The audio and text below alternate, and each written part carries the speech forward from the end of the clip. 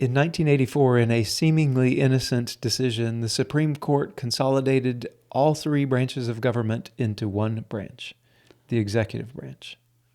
And they did that through something we now know, and it's been in the news quite a bit lately, as the Chevron Deference Doctrine. Yep, Chevron Deference, Chevron Doctrine, Chevron Deference Doctrine. You'll hear it called many different things, but it's in the news right now. And being that it was in the news, like hot item, top of the list on all of our news feeds, we kind of just were wondering, wait. What is this?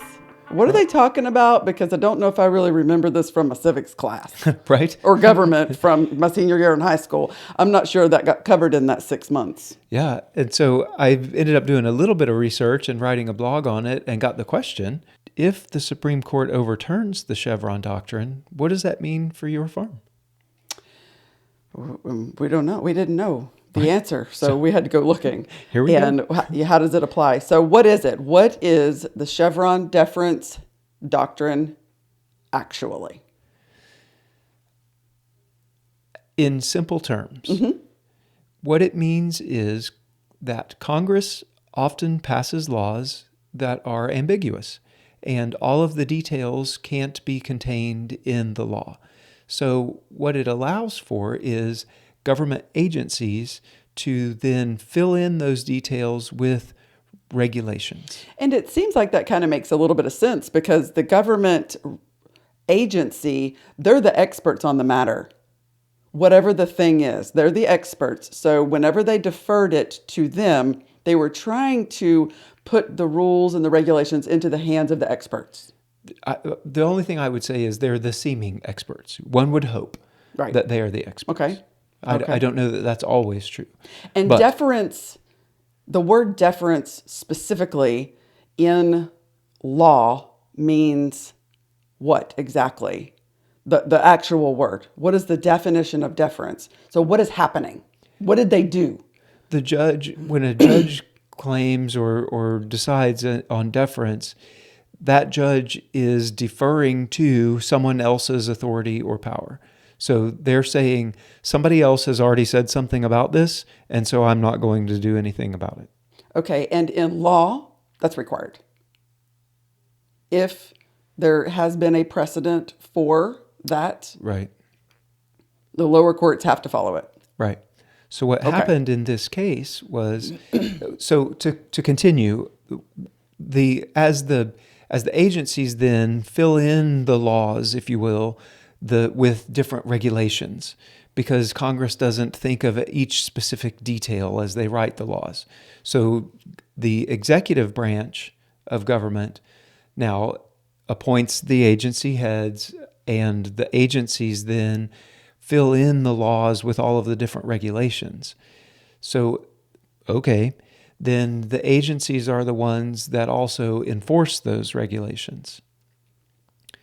The Chevron Doctrine or Chevron Deference comes in then from a court case, specific. Yep, this was the company Chevron in 1984 ended up in the Supreme Court with a government agency trying to figure out who interprets these laws. Mm-hmm. What the Supreme Court decided was, in cases like this, where there's ambiguity in the law coming down from Congress, that they will rely on the experts in the agencies to know the details about the law. And so the judges, the court systems, will defer to the agencies anytime that there's a conflict or an indecision between an individual or a company and the agency. Okay. So the courts basically just hand over the decision back to the agency. Okay. So it's kind of complicated. Can we break this down? Let's use an analogy of some sort in order to break this down, because it just gets a little bit muddled, because we're talking about government, and they're all government. Now we all understand, or we should understand, that there are three different branches of government. We have an executive branch, of which the agencies belong to, because they are appointed by the president, so they are underneath the executive branch. Yeah. We have the legislative branch, which is Congress. They write the laws, as vague as they may be. They do Right. write them. And then we have the judicial branch, and they're the ones that are supposed to determine what is applied and what isn't. Okay. Correct? Yeah, Sure, yeah. simply put. Okay. They make judgments. Sure. Okay. So, an analogy, let's use the NFL. Okay. NFL football. Football. Football. It's football season. We're in the playoffs. Let's talk about some football. Okay. So, we have players, we have referees, and we have You could say the NFL, basically. the NFL Yeah. at large. The commissioner. The commissioner. Yeah. The big kahunas. So the players play the game. That's it. That's all they do is play the game. And the best thing that they can do is follow the rules. Yes. They know the rules and they need to follow them. Well, okay. Okay? Or else they get penalties. That's right.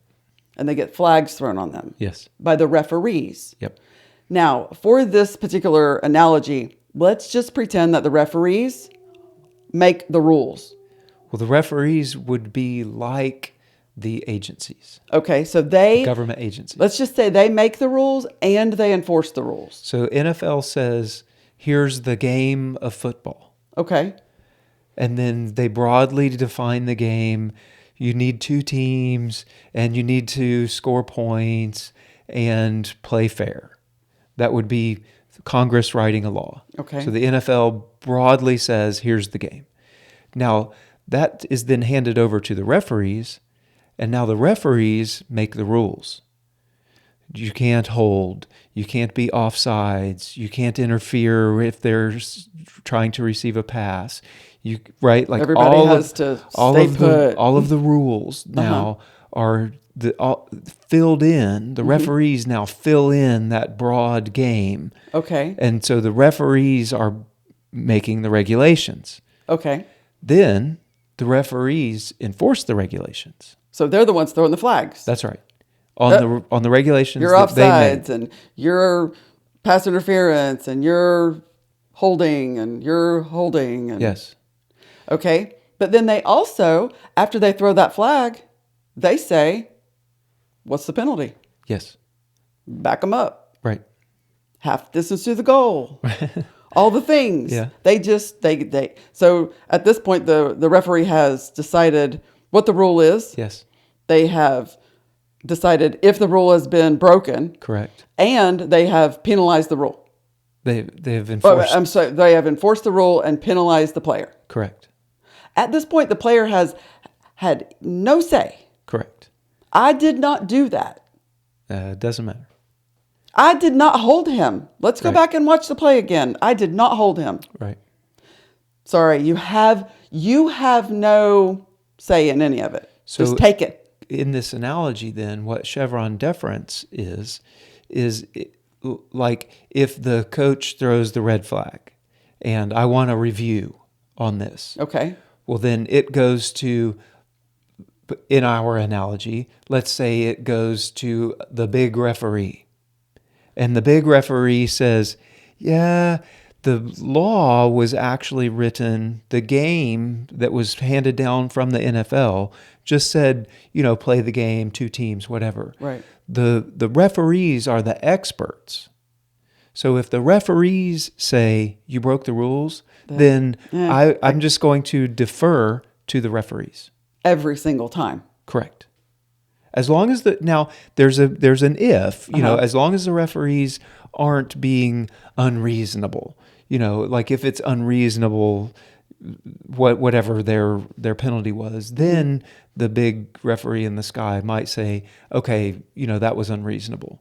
Outside of that, Every single time they would say, we're going to go with the referee. we defer to the referee. They're the expert. Okay. I think they get a couple of challenge flags Right. per half now.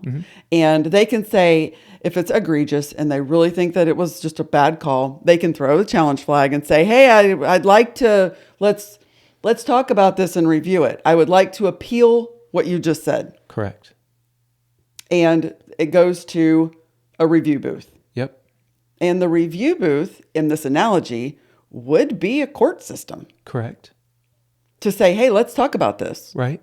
Right? Yep. And so at that point, if there is no Chevron deference doctrine, that review booth can say, no, we're overturning that. That player didn't actually do that. That's a bad call on that referee. That's correct. So it adds accountability.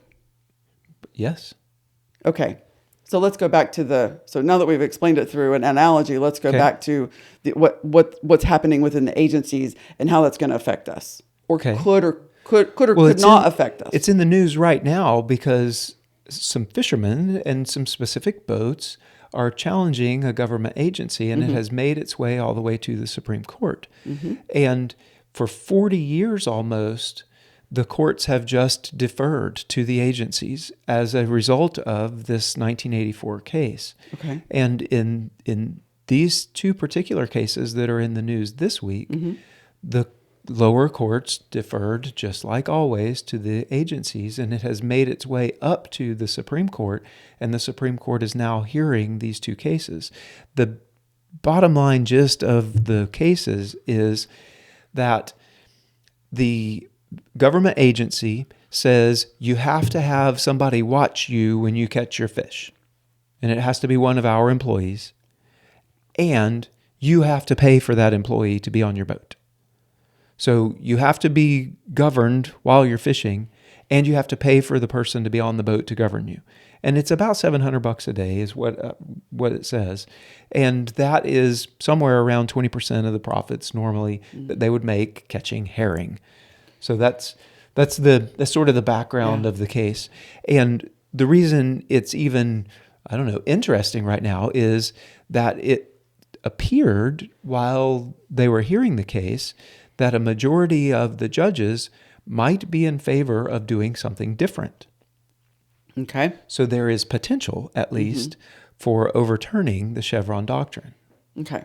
Now, it's going to be a few months before it won't they be make until their summer, but it is all really good conversation between now and then. Right. Over in the event that they do overturn the 1984 ruling, what is that going to mean for people, citizens across the board, and people who are really regulated by these different agencies? Right. We are regulated by the USDA. Yeah. We farm and we grow food, and we sell eggs. In June or July, I can't remember which month, it was about this summer, I hear somebody rolling down the driveway, and I look out, I'm in the kitchen, I look out the window, and there's somebody outside, and I'm like, somebody's here. But people come here often to pick up some things. And I look out, and it's a white van, and there's something on the side of the door, and I looked at it, and I recognized it, and I'm like, USDA is here, unannounced. And why? And why? Why are you here? Because nobody really wants any government agency just popping in.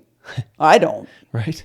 But that's what we subject ourselves to. And so I walked out and kindly greeted the man before he even got out of his car, and just kind of stood there and chatted with him for a bit while he was still in his car. He was here to see about our egg production. And I promptly told him at that point it was too hot. We didn't have any eggs at all, really. And he thought that we might have we could have had 30,000 worth because of the type of license that we had. Right. And so he was here to check on that. And it was a nothing visit. It was. It was completely nothing. He filled out his little form or whatever, no eggs, basically don't come back. And it sets your stomach, when an agency shows up, because they have so much power. That's right. All three branches of the government are now consolidated with this. So the executive branch... The way it's currently operating. The executive branch appoints, and then now the agencies are built under the executive branch.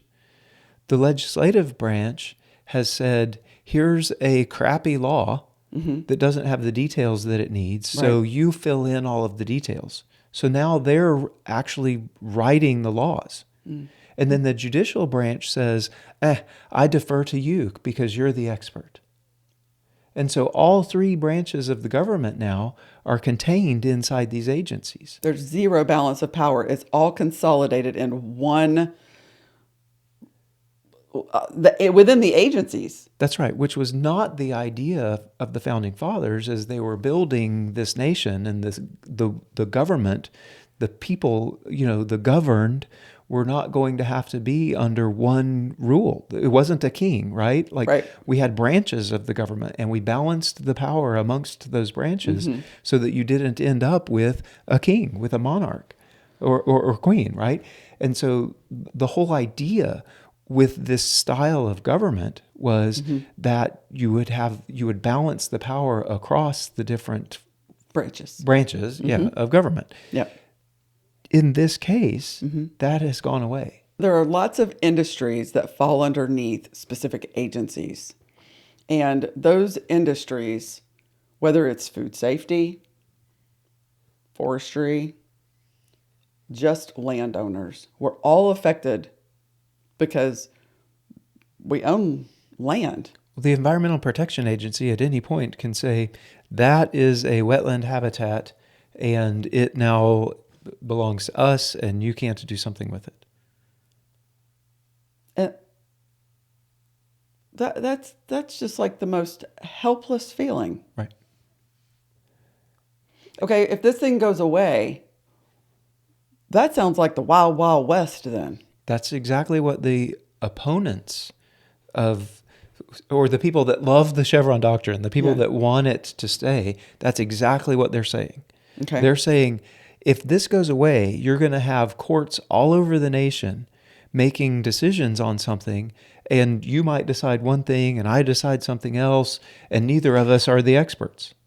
Okay, but the courts are there to judge based on the written law. And that means Congress is going to have to get their crap together and start writing better laws, being far more clear whenever they have an idea in their mind and they want to take that idea and add some coherent regulation. I am all for regulation. That's fine, to a degree. To a degree. What you're saying is you don't want to live in anarchy. No, I don't want to live in anarchy. Okay. Absolutely not. Right. Some rules I think they're appropriate. Okay. And let's all know the rules and follow the rules. But whenever the rules are written, they need to be written in such a way that any person making a judgment on it can make the same judgment. Right. So Congress is going to have to do better.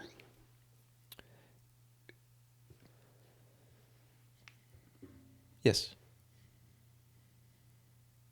Well, they're the law writers. Yeah. No, you're absolutely right.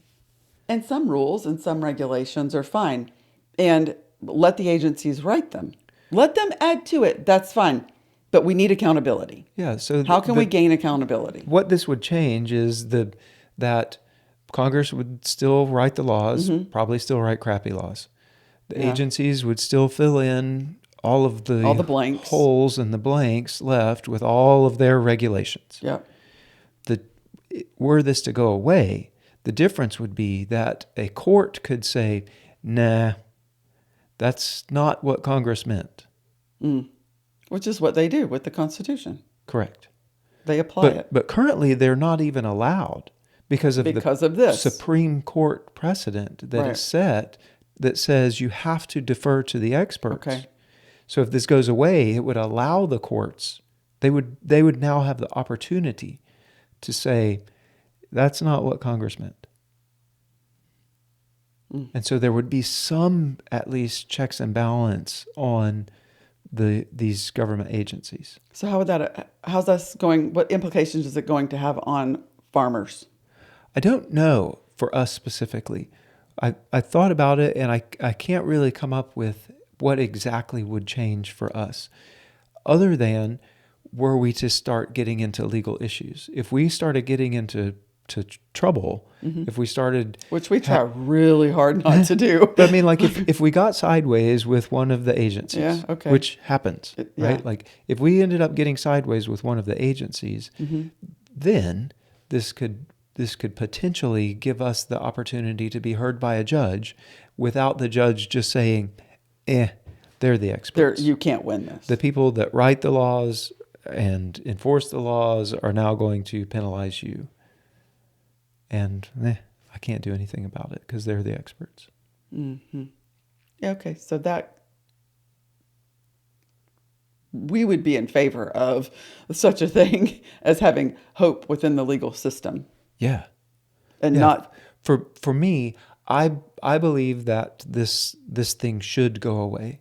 Mm-hmm. And I think that we can overcome the wild, wild west. It'll take a minute. Yeah. But you know what?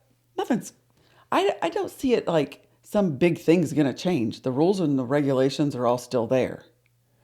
Everything is still in place as is. All we're doing is adding a booth. Yeah, some of the things that, if you research it, some of the things that you will see is they're worried about past cases coming back up. And does this reopen all of the things over the past 40 years where the courts have just deferred? Are those things then able to be reopened? That's something that the Supreme Court would probably have to address as they're making their written ruling opinion on this case. Right. They're saying that they will probably have to address what has happened in the past. So that's something that would absolutely need to be done. I don't know, the Wild West. Maybe for a minute until things are worked out. Yeah. But the way that it is, it's so hopeless and helpless for people if they do get wrapped up with an agency, whether it's the EPA or the USDA or whatever the other FDA. Like one of the judges that is in favor of the Chevron Deference says that they don't want some judge somewhere deciding on whether or not this is a supplement or a drug, because judges don't know that kind of thing. The experts do. Oh, like with the FDA. Correct. So the FDA needs to be the ones making that kind of ruling, not a judge. Got it. Well, they've all got big brains. Surely they can figure out how to work this out. Right. And maybe they could say, I don't know, let's go to a higher court. Or, I don't know, I will defer to the FDA, right? Well, generally, whenever things go to court, aren't there oftentimes experts brought in? Yeah. Right. Yeah. Yeah. Okay. So in the name of we don't want this to be the wild, wild west, okay, everything is consolidated under one branch. Not fair. Not fair to the people. That is not fair to the people. We could say that with the entire government. Right. If we just had a monarch, we wouldn't have all of this fussing and fighting and gridlock. Which gridlock is not a bad thing. It was part of the design. It should be. It should be a real struggle. A real struggle in order to change something significant. That's right. It should be. Right. An absolute, really difficult thing to change. That's right. And so that's the way it was designed. Right. And so yeah. The way it is currently, it's basically just agencies are the monarchs. Yes, they are. Yeah, you want to know who rules the place? The agencies. Mm-hmm. They have all of the power. They have all of the power. And not even with the Chevron Deference doctrine. Yeah. Not even the judges, not even the court system. Wow. Can come against that. Okay, so totally against it. I think it should absolutely go away. Go away. Okay. Well, we'll keep an eye on it and continue to watch what's happening. Yeah. And if we see something new come out, maybe we'll chat about it again. Yeah, I think we should keep it on the docket. Yeah, we'll keep it on the docket. Yes. Yeah, for sure. All right. Well, this has been fun. Woohoo. Yeah. All right. And hey, guys, if you're enjoying these videos, make sure to subscribe, hit like, and share with your friends and family. And until next time, bye, y'all. Bye, y'all.